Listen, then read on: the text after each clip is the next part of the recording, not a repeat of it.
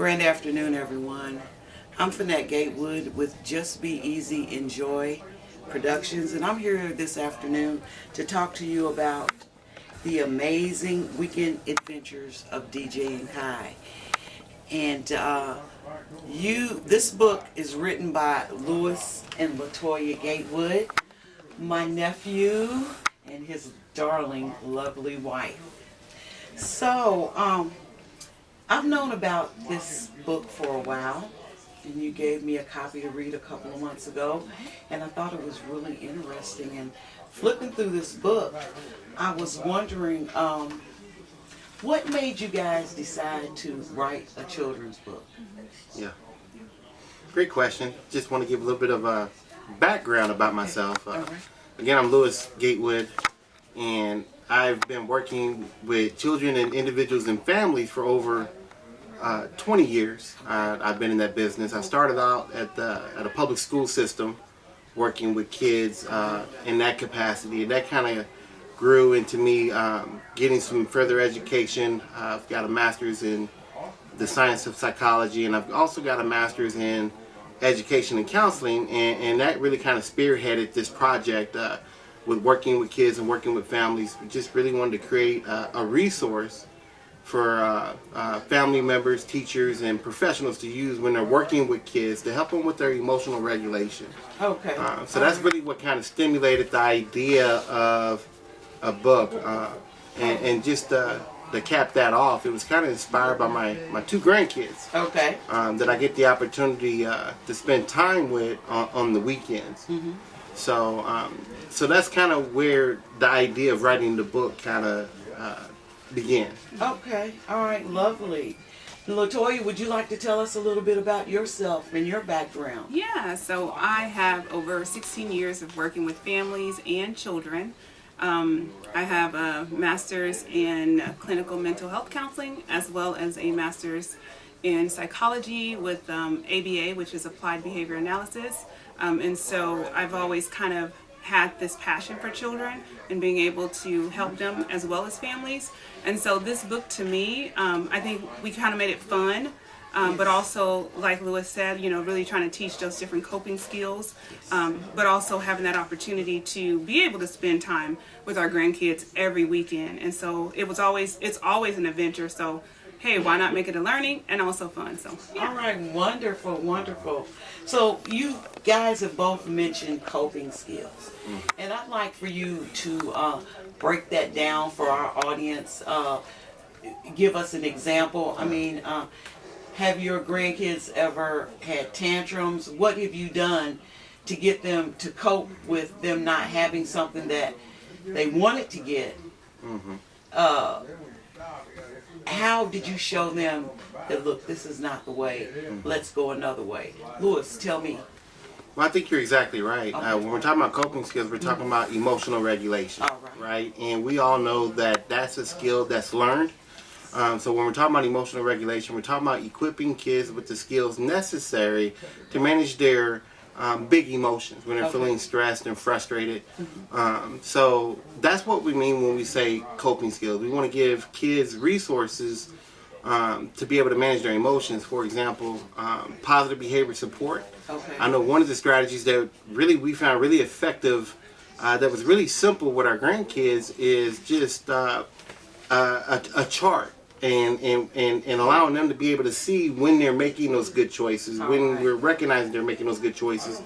And on that chart, they would earn stickers. Okay. I mean, just something as simple as that reward, because what you focus on, you have a tendency to get more of. Okay. So we really try to focus on positive behaviors to increase more positive behaviors for the kids. So when we say coping skills, we're talking about giving the kids some tools to manage their frustrations, anger, stress, their big emotions that they may be experiencing. Okay. Well, I noticed in one of the stories in the book, you guys took them on a fishing adventure. How was that? And what do you think you were able to teach them and what they got out of that big fishing adventure? Because it had me mesmerized. I thought I was there on the boat with you. Oh. I really did. Yeah. I think you would be better suited to kind of tell that story about the fishing. Well, of course. Anytime you're out there fishing, it takes patience. Yes, it does. Yes. So, in the story, one of the skills we were trying to teach was patience. And I think Latoya did a great job in the story where when DJ and Khai started to get frustrated because they weren't getting any bites, she played a game of I Spy with the kids, right? So the game of I Spy really kind of helped them take their mind off the fishing in a fun, relatable way. So they played I Spy, and then they also had the opportunity to sing fishing songs. So that just was a way to redirect some of their frustration and still make it fun while they were waiting for the fish to bite. So just that teaching them patience in that fishing story was really important, but also delayed gratification. Yes. Nowadays kids are so used to that immediate gratification that sometimes you gotta be a little bit more patient for those things to happen. Okay. So you guys will have to forgive me. We're just now going live on Facebook, but with the wonders of splicing video and technology, I will work wonders with that. So did the children catch any fish on this adventure? Yeah, absolutely. The fish that they're on the title page, it shows DJ and Khai holding up a fish, and they absolutely caught some fish. So it was a blast. It was a good time, and it just turned into a good family trip. Okay, all right. The fish look like perch fish. That's what they look like. A very good thing. So when you had to say, hey, look, once you throw this line in the water and you got to sit and wait, was that accepted? Did they get a little antsy, or were they okay with you telling them, if you just sit and wait, if you just wait and persevere, something could come out of this? Was it okay? Not okay, but did they have a difficult time with that? The patience. I think it's when we say difficult time, I think, like Louis said, that immediate gratification. They had a little struggle understanding that piece of it. Okay. And so, initially it wasn't easy for them to be able to just be patient and say, okay, I'm gonna wait. So, but over time, it became something they knew they had to do. So, okay. Yeah. And I noticed that you taught them safety issues with being around the water and being in the boat. And I'm figuring they had life vests on, and you guys had to go and say, what we would do or in an emergency. So how did that go? Were they receptive to having the life vests on the entire time that they were on the boat? I'll tell you what, their initial response was, Poppy, can we jump in the lake?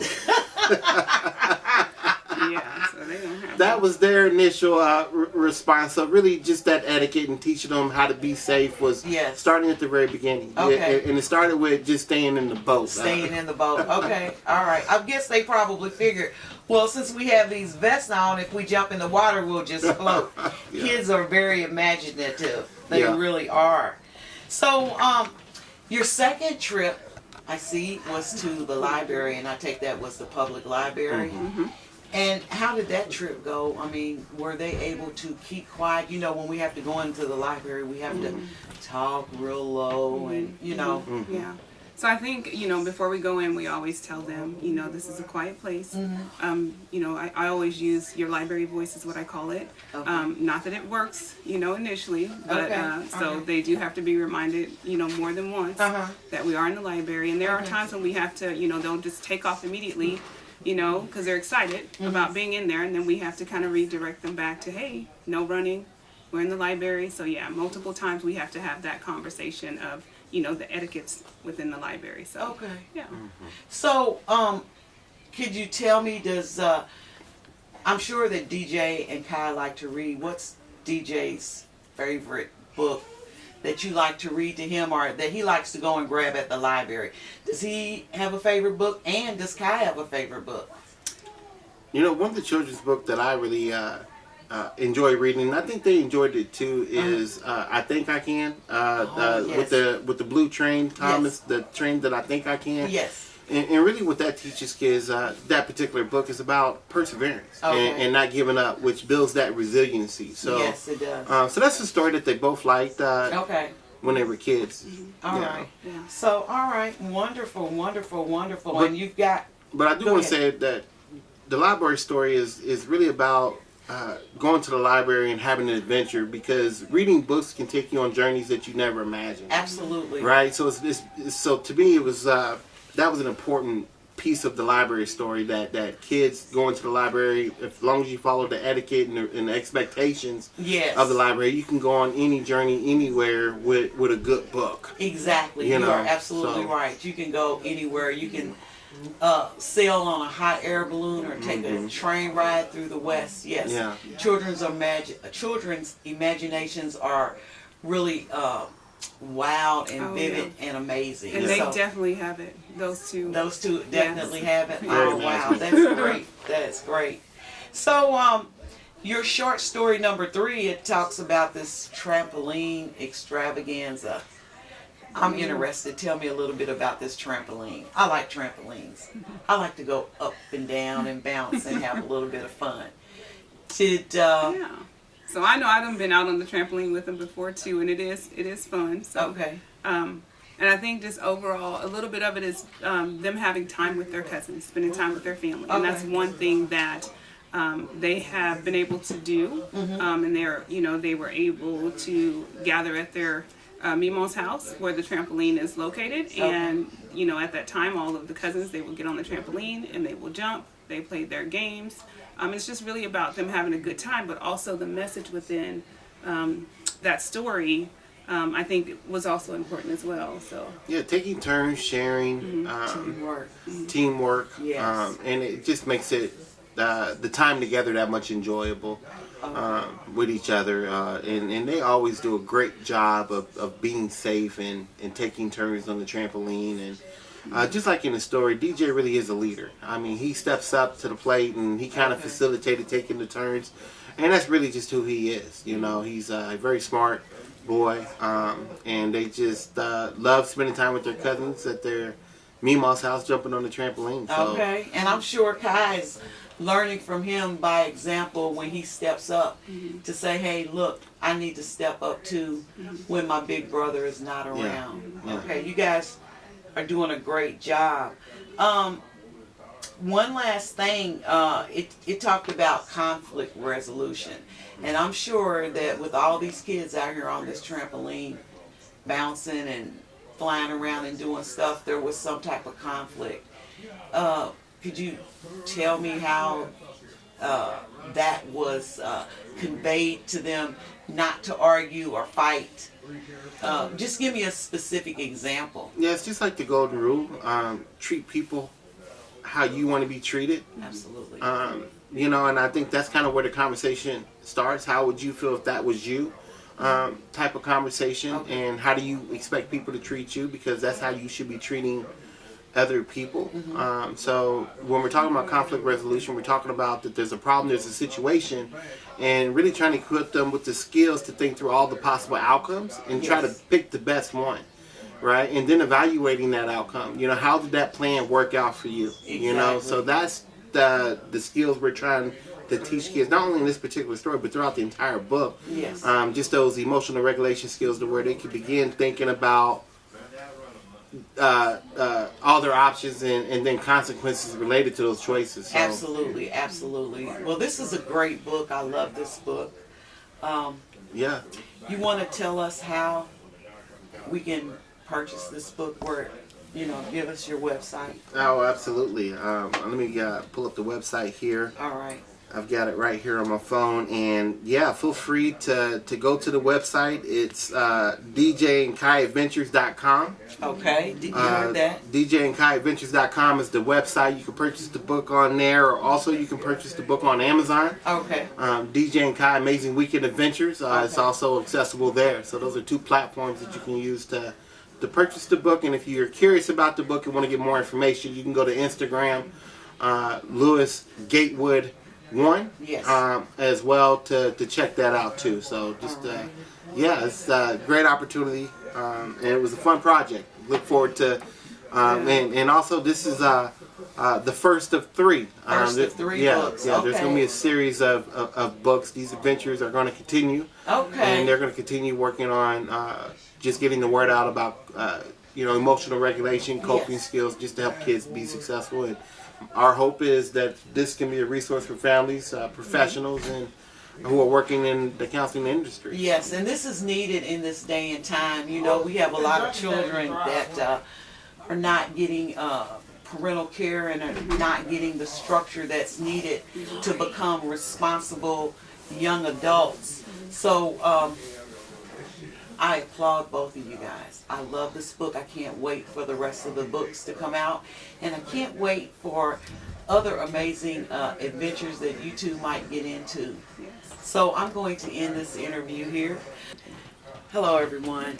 So that was a lovely interview with my nephew and my niece with the book, The Amazing Weekend Adventures of DJ and Khai. And this interview was brought to you by Just Be Easy and Joy, along with Essence of a Woman.